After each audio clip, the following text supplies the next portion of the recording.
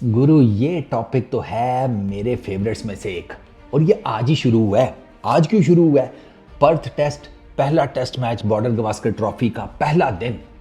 वाका है one of the most toughest pitches to bat on in, जिसे कहते हैं होल ऑस्ट्रेलिया। जसप्रीत बुमराह की कप्तानी, और जसप्रीत बुमराह की कप्तानी से पहले सनी पाजी, अपना सुनील गावस्कर, उनकी वो स्टेटमेंट कि अगर रोहित शर्मा पर्थ टेस्ट के लिए अवेलेबल नहीं है तो जसप्रीत बुमराह को पूरी बॉर्डर गवास्कर ट्रॉफी के लिए कप्तान बना दो।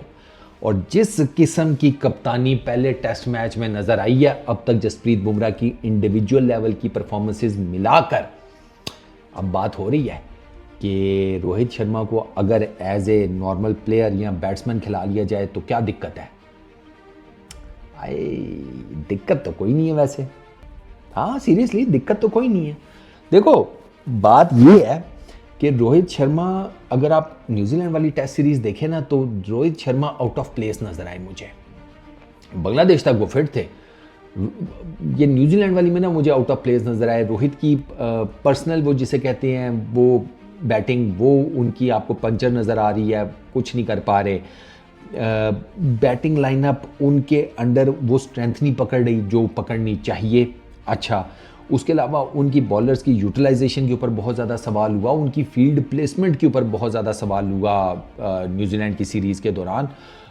रोहित शर्मा की जिसे कहते हैं ओवरऑल बॉडी लैंग्वेज के ऊपर बहुत ज़्यादा सवाल हुआ। रोहित शर्मा की जो मेंटालिटी है टुवर्ड्स टीम फिटनेस, उसके ऊपर बहुत ज़्यादा सवाल हुआ। उस दिन एक बंदा गला फाड़ फाड़ के चीख कर बोल रहा था इंडियन मीडिया के ऊपर कि वो कौन सा इंडिया का मौजूदा इंडियन क्रिकेटर है जो कि कप्तान है जिसने कहा था कि योयो टेस्ट नहीं होना चाहिए।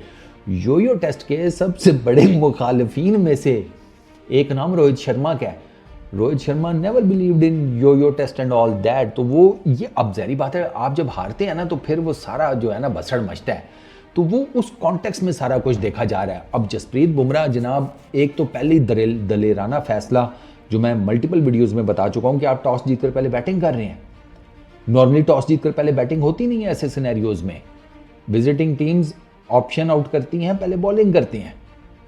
लेकिन जसप्रीत बुमराह ने कहा हम पहले बैटिंग करेंगे। आप 150 के ऊपर आउट हो गए, कोई दिक्कत नहीं, ठीक है, थोड़ा प्रेशर आया, लेकिन वो ज़ाहिर सी बात है आपके लड़के नए हैं, वो ऑस्ट्रेलिया में उस तरह का अभी उनका एक्सपोजर नहीं है।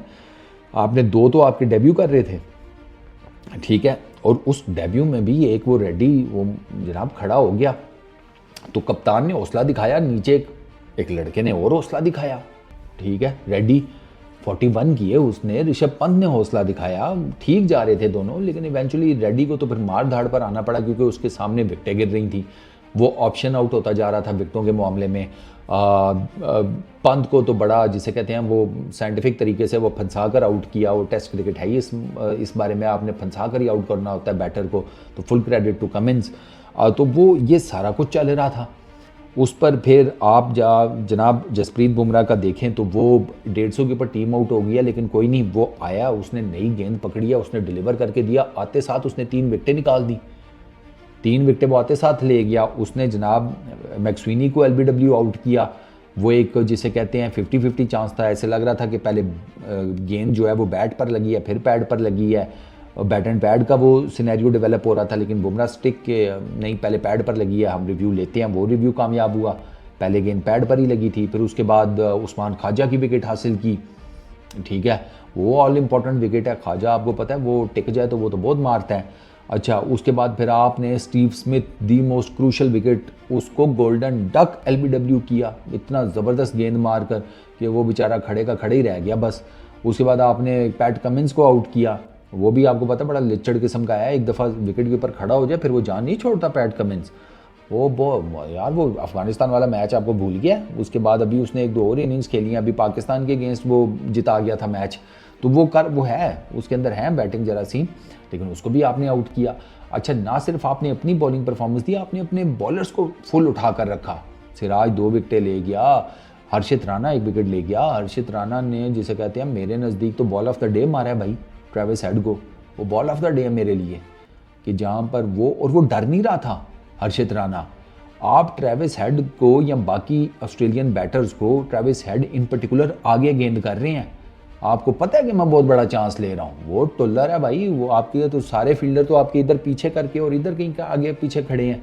उसने एक एरियल मारा चौका, वो 30 यार्ड से पार करा गया, तो वो बड़े आराम से पार करा सकता है। स्टिल आपने अपने बॉलर को कॉन्फिडेंस दिया हुआ था कि तुझे आगे करके अगर कुछ नज़र आता है तो कर। अगले ने की, अगले ने डंडा उखाड़ दिया। तो बुमराह की ओवरऑल बॉडी लैंग्वेज, जिस तरीके से वो अपने जनाब ये क्या उसको कहते हैं प्लेयर्स के साथ नथी हुआ था, वो जो ग्रुप डिस्कशंस चल रही थी, अच्छा विराट कोहली का बार बार आकर बुमराह के साथ डिस्कशन करना, वो भी आप लोगों ने देखा होगा। तो बुमराह की ओवरऑल बॉडी लैंग्वेज बहुत ज़्यादा स्ट्रांग थी। वो लग ही नहीं रहा था कि उसका कितना, एक दो ही टेस्ट मैचेस उसने पहले कप्तानी की हुई है ना, एक है कि दो हैं, ये भाई ज़्यादा नंबर नहीं है। लग ही नहीं रहा था इसने इतने, जिसे कहते हैं कि बड़ा यंग है एज़ कम्पेयर टू कैप्टनसी के मामलात में, वो बड़ा सुलझा हुआ, बड़ा ठीक ठाक किस्म का कप्तान लग रहा था। तो अब रोहित शर्मा की जगह मुझे नहीं लगता, ये मैं आपको जाते जाते बता दूं कि मुझे नहीं लगता कि रोहित शर्मा आएंगे तो as a normal opening batsman खेलेंगे, नहीं, कप्तानी वही करेंगे। तो रोहित शर्मा का भी टेस्ट होगा। अब पर्थ टेस्ट का क्या रिजल्ट निकलता है, ये जो है ना, ये रोहित शर्मा पर एक्स्ट्रा प्रेशर डालेगा इन टर्म्स ऑफ कैप्टनसी भी, कि बैटिंग का भी मसला चल रहा है, टीम से रिलेटेड डिसीजंस भी क्वेश्चन हो रहे हैं, बॉलिंग चेंजेस हो गई, फील्डर्स की प्लेसमेंट्स हो गई, फलाना हो गया, टमकाना हो गया, ये सारे सवालात। और ऊपर से अगर बुमराह पहले टेस्ट मैच में इंडिया मतलब अगर जीत जाता है या कुछ ऐसा कर जाता है कि जो, अब मेरा तो ख्याल है कि कोई एक टीम जीतेगी, क्योंकि ऑब्वियस सी बात है यार, पहले दिन ही 17 विकेटें गिर गई हैं, पहले दिन ही 17 विकेटें गिर गई हैं। तो फिर इसका मतलब ये है कि भाई आधी विकेटें तो ऑलमोस्ट एक दिन में गिर गई हैं ना, पूरे टेस्ट मैच की 40 तो टोटल हैं, तो 20 तो समझो ना गई मोटी मोटी एक दिन में। तो इस मैच का रिजल्ट तो निकलेगा। अब डिपेंड ये करता है कि टीम इंडिया अगर लीड ले पाती है तो कितनी लेती है, और वो सेकंड इनिंग्स में कितने रन स्कोर करते हैं। ऑब्वियस सी बात है उनके बॉलर्स को कुछ ना कुछ रन तो चाहिए होंगे ना डिफेंड करने के लिए, क्योंकि पर्थ में आगे कुछ दिन 2-3 दिन मेरा ख्याल है गर्म टेम्परेचर रहेगा। तो उसमें फिर डिपेंड करता है कि ये विकेट वीर एंड टेयर करेगी, क्रैक्स ओपन होंगे, क्या हिसाब किताब होगा। फिर उस पर उन क्रैक्स में फिर जारी बात है स्पिनर्स भी इन प्ले हो जाएंगे। अभी तो पहले दिन तो पेसर्स ही पेसर्स थे ना, फिर वो स्पिनर्स भी आ जाएंगे अगर क्रैक्स वगैरह ओपन होते हैं, रफ पैचेस बनते हैं एंड ऑल दैट।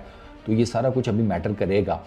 तो रोहित शर्मा अगर वापस आते हैं ना तो उनके ऊपर प्रेशर होगा कप्तानी से रिलेटेड भी। अगर बुमराह जितवा जाती हैं पहला टेस्ट मैच, और हाई चांसेस हैं कि टीम इंडिया ये टेस्ट मैच जीत सकती है, और टीम इंडिया अगर ये पहला टेस्ट मैच जीत जाती है तो उनके इस बॉर्डर गवास्कर ट्रॉफी को जीतने के चांसेस बढ़ जाएंगे, क्योंकि ये टेस्ट मैच बड़ा क्रूशल है, पहला टेस्ट मैच बहुत क्रूशल होता है। बाकी देखते हैं रोहित का क्या फ्यूचर बनता है, बुमराह का क्या बनता है, इस मैच में टीम इंडिया का क्या बनता है। ये काफ़ी इंटरेस्टिंग किस्म की डिबेट होने वाली है आने वाले दिनों में। और अगर सीधी सी बात बताऊं, बीसीसीआई ये डिसाइड करता है, लेट्स अज्यूम कि रोहित अगले 4 test matches as a player ही खेले ओपनिंग बैट्समैन के तौर पर, तो मेरे ख्याल में ये कोई बुरा डिसीजन नहीं होगा बुमराह की अब तक की परफॉर्मेंस को देखते हुए एज ए कैप्टन और as a fast bowler. I don't think so कि ये बुरा कोई एक डिसीजन होगा, बट मेरा ख्याल है कि पहला टेस्ट मैच हो ले, फिर ये चीज़ ज़्यादा क्लियर होगी। इस वीडियो में इतना ही, अपना बहुत ख्याल रखना, नेक्स्ट वीडियो में मुलाकात होगी, पीस आउट।